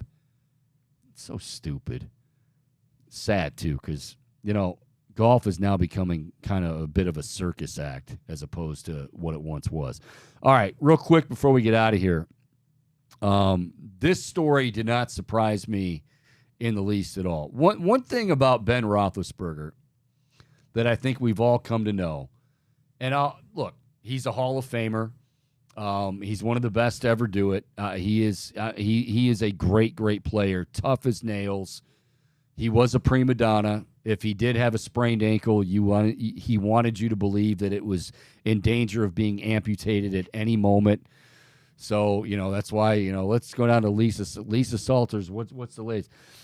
Well, Ben is really, he is struggling to, he's fine. He's fine. He's a prima donna. He's a diva. But he's a good football player. And he wasn't always, and this is very well known, he wasn't always a very big team guy. Early on in his career, like he kind of just, and this is even before he's going out and, apparently stories are breaking about him with this college girl, that college girl. I'm talking about just in the locker room. Like he would ignore everybody. He had his locker. He wanted his locker away from everybody else. He wanted 2 lockers and just, don't talk to me. And finally, it came down to like Hines Ward and Jerome Bettis while they were still on the team. Hines Ward and Jerome Bettis took him aside and was like, dude, you're the leader of this team. Whether you want to be or not, you're the leader of this team. This is not how we do things. Okay, you can be confident and okay, you're alienating guys. That's not what we do. And you don't want to do that in the NFL, especially with the position you play. So apparently this came as no surprise to me, Nick. The retired quarterback had Pickett as a guest on his podcast. I didn't know Roethlisberger had a podcast. Footballin', spelled Bahllin, Footballin' with Ben Roethlisberger, and over the weekend admitted he initially didn't want the then rookie to have immediate success last season. That's a little bit of a surprise to me.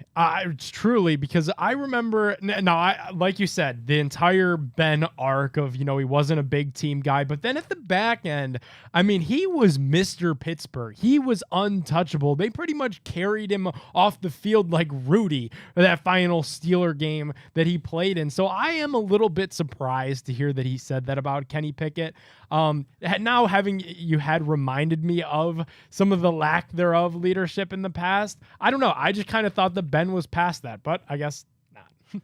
Well, okay, like towards the end, he did have a few guys that were his, but like Marquise Pouncey, and I think that's the guy that did carry him off. Like him and Marquise they were boys. And if you were like, I guess that was the problem. Like any workplace, and an NFL team is no different. You're going to have certain guys that are close to each other and certain guys that never hang out, but you're respectful. Well, Ben, he had his little clique, and then other guys, especially younger guys, he didn't want any part of. And Ben was like, and Jerome Bettis and Hines Ward were like, dude, we didn't treat you like that when you came in. We included you and stuff. Like, that's not how we roll. Don't do that.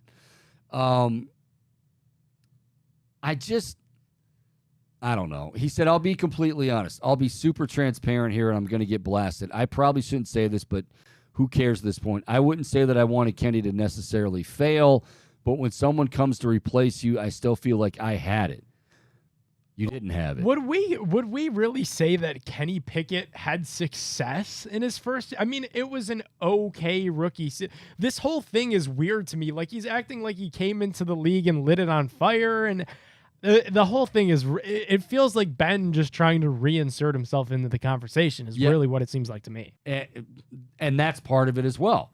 Like, Ben, everything always has to be about Ben. Like I said, injuries.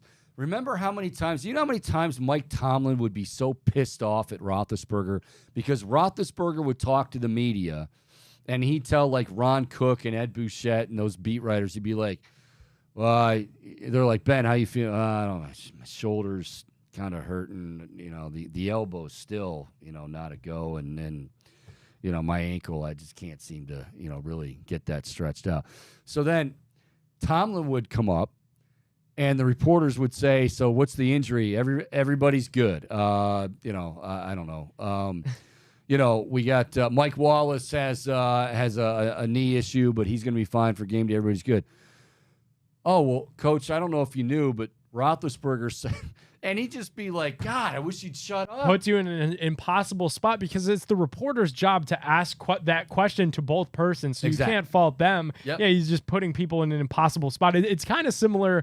Really, it was the precursor to what Baker did to Stefanski when he threw out that shoulder, and it was, that the shoulder was so banged up is all we heard from Baker, and then Stefanski's like, no, he's fine, he's good to go, and we never really, truly, even still, I don't think, know just how bad that shoulder ever was. It's kind of the same thing with this. Yeah. And look, the guy's a great quarterback. I wish the Browns would have drafted him that year.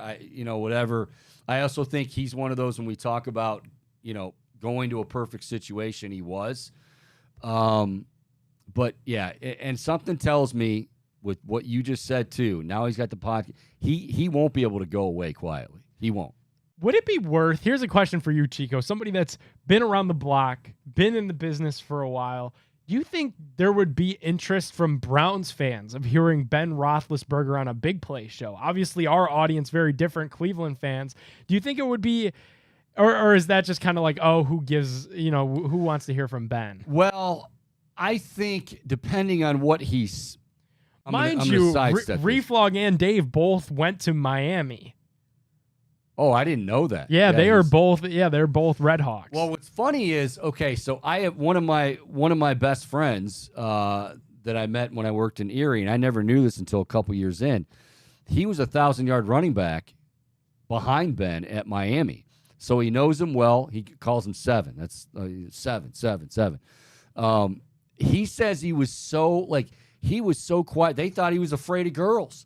That's what's so ironic is like in Miami, it was like, wow, he was very, he was just very quiet, he not the type of guy you would think. And then this all happened. Yeah, that'd be interesting. Like, I wonder the reaction if obviously this just popped into my head, but like, what would the replies on a tweet look like that says, joining us live tonight, Ben Roethlisberger? Like, I think that'd be different. And I think it obviously would have to be under the right circumstances, like maybe ahead of that week 2 Browns Steelers. I don't know, because I feel like maybe some of that hatred that Browns fans have or at one point had for Ben have subsided, 1, because he's not the quarterback anymore, and 2, because Browns fans kind of got a little bit of a last laugh at the end when they won the playoff game against them. Well, and we'll leave with this, but remember Butch Davis and his trusted buddy Pete Garcia, who was like his secretary. Like Pete Garcia, he was always next to Butch Davis. They wanted right before that 2004 draft, they wanted a last-second meeting with Ben Roethlisberger, and he was kind of like, eh. So they're like, no, you stay where you're at Miami.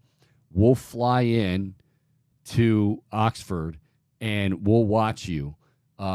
We just want to, and apparently he killed the workout. And I mean, crushed the workout. This is in a Michael DeCourcy book from Sporting News. Killed the workout. He thought he was going to Cleveland. Pretty much everybody thought he was going to Cleveland. But in the end, old Butch couldn't pass up Kellen Winslow Jr. Jeez. because it was his guy, Miami. What a story. Yeah, but they worked him out late, like it was one of those last-second things, and apparently he, like, didn't miss. And it was kind of like, well, this is a done deal. So, like, see, like, those are the kind of stories that we could get into. Yeah. Yeah. I wonder if there would be intrigue. I can say that I have a connection to his high school because my final year of high school, I had to move to Findlay for family issues. But I graduated from Findlay High School. That's where he graduated from. Wow. Look at that. See, I mean, that. All right, now that was a joke. I mean, but seriously, I don't think he's gonna be like, well, I wasn't going to, but after hearing that from Chico, let's do it. Come promote footballing. But he's an interesting character. That's what I'm saying. Like, I feel like we could get him to just like give us some quotes, get some juicy social bits, and feels like the guy that would want nothing to do with it with a podcast. I know. You would think he looks like he just sits at home and puts ketchup on all of his food and eats it, but or would just not want anything to do with the media. Right. Let me live in peace. Like and Belichick. do We talked my about thing. Bill earlier in the show. He's such a diva. God, he's such a That's diva. what I'm saying. I think he secretly enjoyed, like, I think if we got through to him and we asked, I think he'd secretly be all over it. Like, oh, come talk in Cleveland ahead of Brown Steel. Like, I think secretly deep down, there's a piece of him that would totally do it. You might be right. We might have to look into that. All right. I almost want to see just if I could pull it off. Yeah, I want to see if you can pull it off. All right, that's going to do it for this edition of the Chico Bormann Show on this Monday. Special thanks to Mitch Lawrence, Sirius XM NBA Radio, for joining us. Appreciate him checking in. Certainly Mr. Badone filling in, producing. Appreciate it. Good stuff. We'll be back with you again tomorrow. Tonight, Guardians back at home. Let's get on a win streak. Let's do something to make the fans happy. Let's do something to make everybody happy. But, we will have that and much, much more coming up tomorrow when we come to you again at 1 o'clock right here on the Big Play Network. Don't forget, Reflux Show tonight at 9. Until tomorrow, make it a great Monday evening, everybody. See ya.